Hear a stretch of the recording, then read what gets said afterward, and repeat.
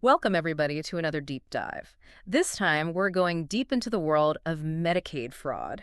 You guys sent in some super interesting articles and research. It's a really fascinating topic. It is, and we're going to unpack all of it, Yeah. but especially how this issue is playing out right here in the DMV, DC, Maryland, Virginia. Yeah, definitely. But this isn't just a local story.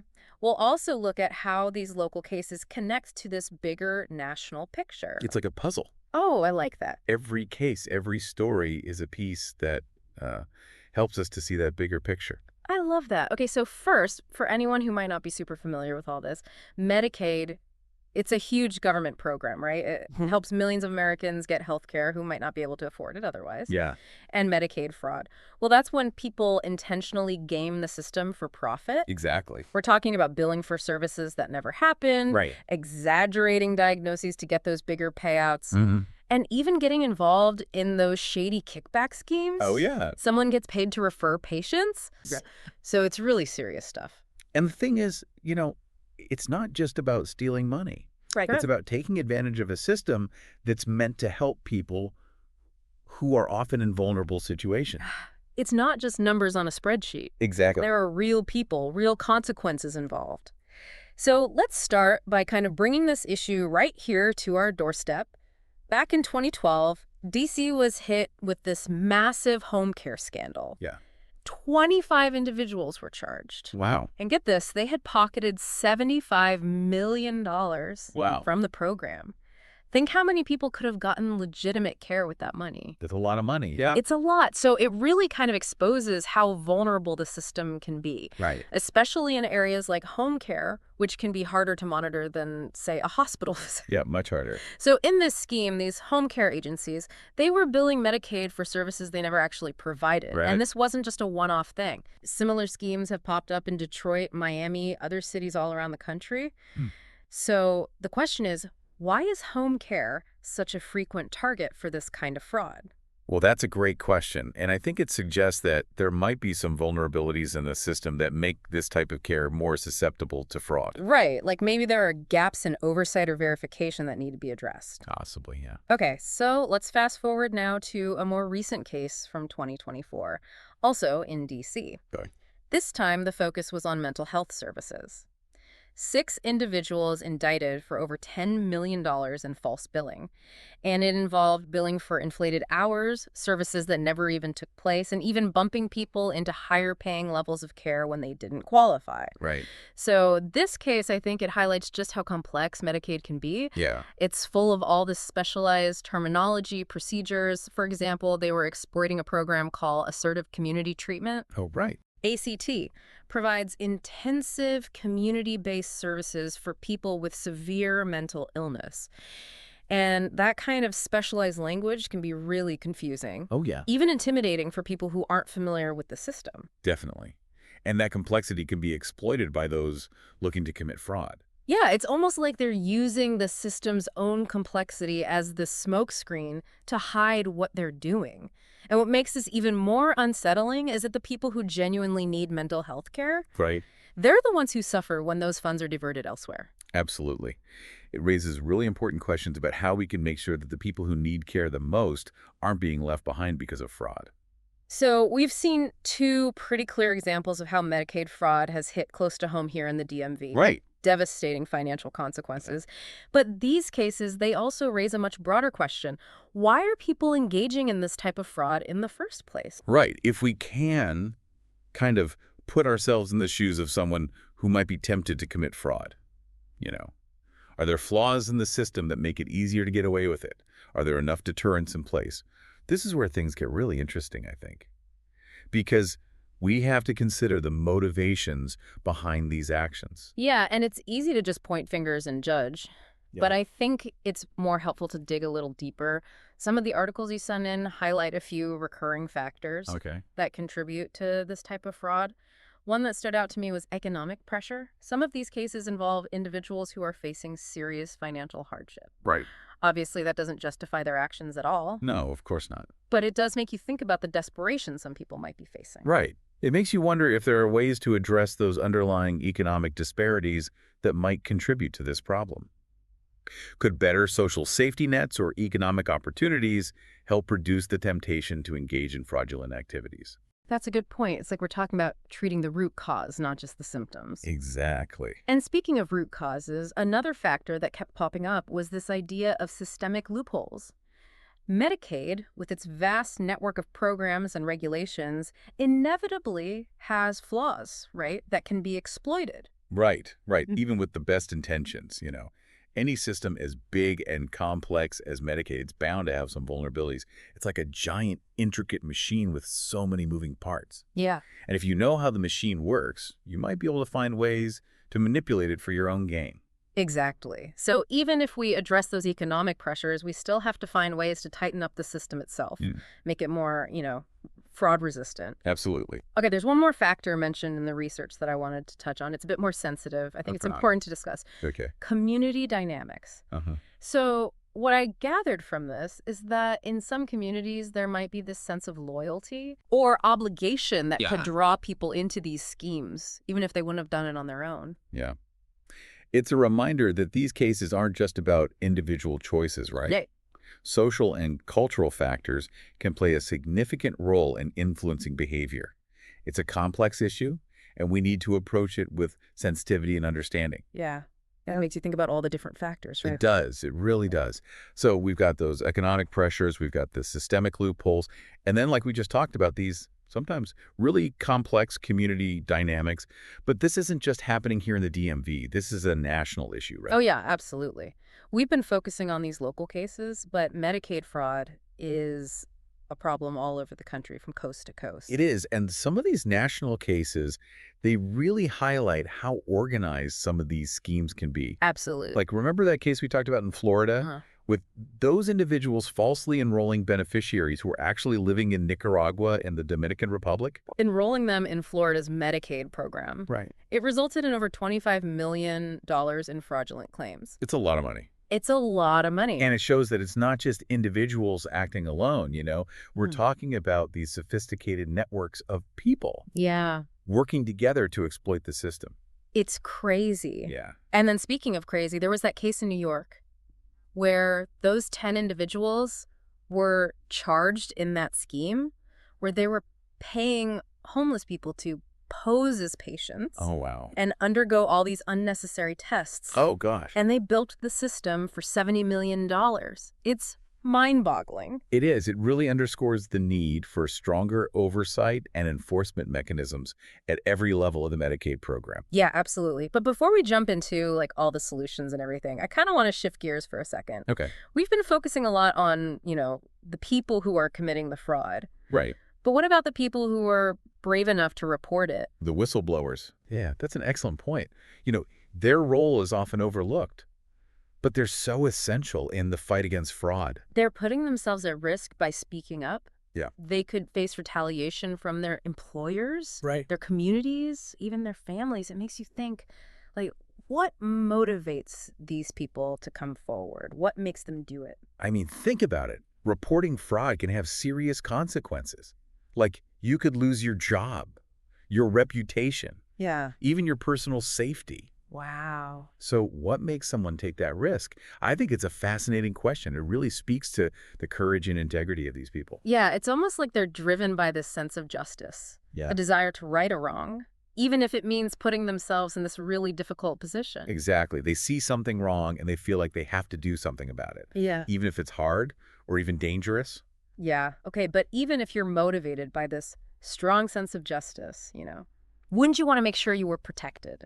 Before you blew the whistle on something as serious as Medicaid fraud, Yeah. what kind of safeguards are there in place for these whistleblowers? Well, there are laws, both at the federal and state level, Okay. to protect whistleblowers from retaliation. Yeah. And these laws, they aim to shield people who report fraud from being fired, demoted, harassed, Okay. or otherwise penalized for speaking out. That's good. Yeah. So there are legal protections, but are those protections actually effective? I mean, do they actually work in practice? That's a good question. And the answer is it's complicated. Okay. So while these laws provide a framework for protection, Yeah. the reality is that whistleblowers can still face significant challenges. Like proving retaliation can be really difficult. Okay. And legal battles, they can be lengthy and expensive. So it's not a perfect system, No. but it sounds like it's at least a step in the right direction. Yeah, to start. And I think beyond the legal protections, there's also a need for this kind of cultural shift. Yeah. We need to create an environment where speaking up is encouraged, Absolutely. not punished. Right. It's about fostering a culture of transparency and accountability. Yeah. If people feel safe and supported when they report wrongdoing, they're more likely to come forward. And that's just essential for uncovering and preventing fraud. Okay, I want to kind of shift back now to the impact of all of this. We talked earlier about, the financial strain that Medicaid fraud puts on the system. Right. But what does that actually mean for the people who rely on Medicaid? What are the real-world consequences?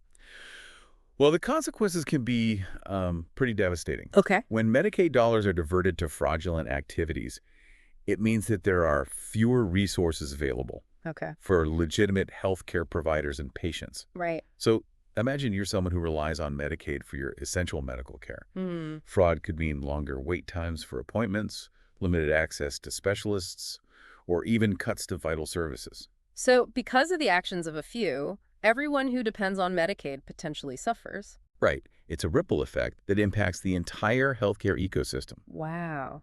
And, it's not just about access to care.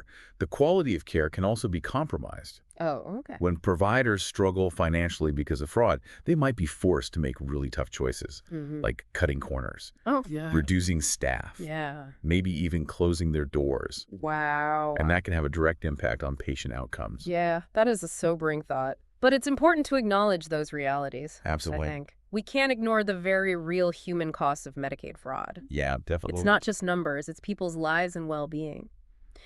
So, given the scale of this problem and the potential consequences, what is being done to combat it? Are there any, success stories out there? Are we making any progress in this fight against Medicaid fraud? Oh, absolutely. While the fight is ongoing, there are so many dedicated people and organizations that are working really hard to address this issue. And we're seeing this multi-pronged approach that involves law enforcement agencies, government regulators, healthcare providers, and even technology. Okay, now we're talking. Yeah. So, give me some hope here. Yeah. What are some of the, strategies being used to fight back against Medicaid fraud? Well, one area where we're seeing a lot of progress is in the use of data analytics and technology Okay. to detect and prevent fraud. So, investigators can now use these really sophisticated algorithms and predictive modeling to identify suspicious patterns. Okay. And they can flag potential cases for further investigation. It's like we're using the power of big data to fight back against the bad guys. Yeah, I love it. Exactly. Powerful. Okay, so we're getting better at catching fraud after it happens. Yeah. But what about preventing it in the first place? Right. Are there any, proactive measures being taken? Absolutely. There's a growing emphasis on strengthening enrollment procedures, Right. verifying provider credentials more thoroughly, Right. and educating both providers and beneficiaries about fraud prevention. So it's about building a more secure system from the ground up. That makes sense. If we can make it harder for fraudsters to, slip through the cracks in the first place, Yeah. then potentially we can prevent a lot of these problems down the road. Exactly. And it's not just about, individual agencies or organizations working in isolation. We're seeing more collaboration and information sharing Okay. between government agencies, law enforcement, and healthcare organizations. And this coordinated approach is essential for tackling a complex issue like Medicaid fraud. So it sounds like there is a lot of positive movement happening on multiple fronts. Absolutely. But I'm curious, what can, everyday people do? I mean, besides just being aware of the issue, is there anything we can do as individuals to help prevent Medicaid fraud? Yes. Public awareness is actually one of the most powerful tools we have in this fight. Yeah. The more people know about Medicaid fraud, the more likely they are to spot it and report it. Okay. So first and foremost, educate yourself. Learn about the different types of fraud, the warning signs, and how to report suspicious cases. Okay, so knowledge is power, but what about concrete actions? Right. What should we actually do if we suspect that someone is committing Medicaid fraud? Well, if you see something, say something. Okay. Don't hesitate to report your concerns. Okay. Most states have dedicated hotlines or online portals Okay. where you can anonymously report suspected fraud. You can also contact your local Medicaid office or the Office of the Inspector General. Okay, so we report it, but then what? Yeah. What happens to those reports? Does anyone actually take them seriously? Oh, they do. They really do. Investigative agencies, they have these dedicated teams that review each report, Oh, wow. assess the credibility of the information, and pursue the appropriate action. So even like every report, no matter how small, can potentially contribute to like building a case, Yes. bringing those people responsible for the fraud to justice. Exactly. Even seemingly insignificant details can help investigators, connect the dots, Yeah. uncover these larger schemes. Never underestimate the power of a single report. That's really encouraging. Yeah. But let's be realistic. Medicaid is huge. Yeah. There are always going to be people trying to game the system. Right. So how can we stay ahead of the curve? Right. Like, what can be done to make the system more fraud resistant in the long run? That's the million-dollar question. Yeah. And I think it requires, a multifaceted approach. It's about constantly evaluating the system, identifying those vulnerabilities, Okay. implementing safeguards. It's about fostering a culture of compliance and accountability within healthcare organizations. And it's about empowering people to be vigilant, speak up when they see something wrong. So it's kind of this combination of top-down and bottom-up approaches. Yeah. We need these strong systems in place, but we also need individuals to be active participants Yes. in the fight against fraud. Precisely. It's about creating a culture where everyone feels responsible for protecting this vital program. Right. And it's not just about preventing the fraud. It's also about recovering the funds that have been lost. Yes, absolutely. We can't just focus on, stopping the bleeding. Right. We have to find ways to get back the money that's been taken. But how does that actually work? Like, who's in charge of getting that money back? Well, there are these specialized units within law enforcement agencies that focus specifically on asset recovery. So they work really hard to track down the proceeds of these fraud schemes, Okay. seize the assets, Yeah. and return them to the Medicaid program. So it's not just about catching the bad guys. It's about getting that money back to where it belongs, like Basically. to the healthcare system, Yeah. to help those in need. Exactly. It's about making sure that those funds that were intended for healthcare services are used for their intended purpose. Okay, this deep dive has been incredibly eye-opening. It has been. We've covered so much, from those local cases here in the DMV to national trends, from like the motivations behind the fraud to all these efforts to combat it. And, we've talked about the role that we, like, as individuals can play in all of this. Yeah. We've really explored the what, the why, and the how of Medicaid fraud. We really have. But, before we wrap up, I think it's really important to take a step back and look at the bigger picture. Yeah, I totally agree. What does the prevalence of Medicaid fraud, what does it tell us about our healthcare system as a whole? That's a great question. What are the underlying factors, contributing to this problem? Yeah. On the one hand, it highlights the vulnerabilities of any really large, complex system. So, when you're dealing with billions of dollars and millions of beneficiaries, there are always going to be those opportunities for exploitation. Okay, that's fair. But it also seems to point to something, I don't know, deeper. Something about our societal values and priorities. Like, why are we so quick to exploit a system that's designed to help the most vulnerable among us? Yeah, it's pretty unsettling to think about that. It is. It's a complex issue. Yeah. There aren't, easy answers. Right.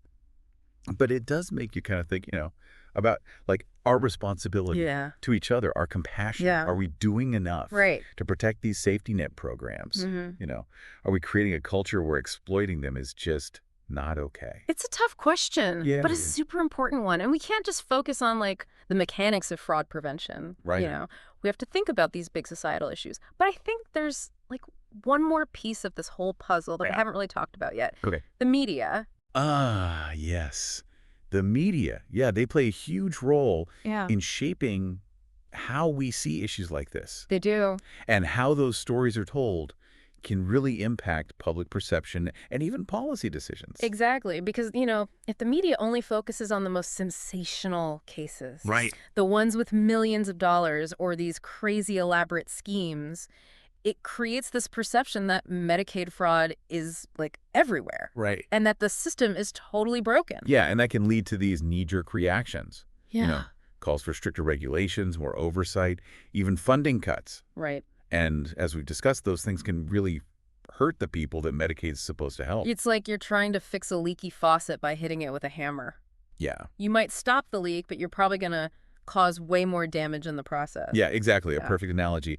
But then on the other hand, if the media totally ignores the issue Right. or downplays it, Yeah. then it allows the problem to just keep growing. So it's like it's this tricky balance. It is. We need like responsible reporting that shows the problem, but doesn't resort to like fear mongering or sensationalism. Right. We need reporting that gives context, explores the nuances, and I think most importantly, reminds people that there are real people Yeah. behind the headlines. Absolutely. Okay, so we've explored all these different sides of Medicaid fraud. The what, the why, and the how. We talked about the impact, all the efforts to fight it, even the media's role in how the public sees it.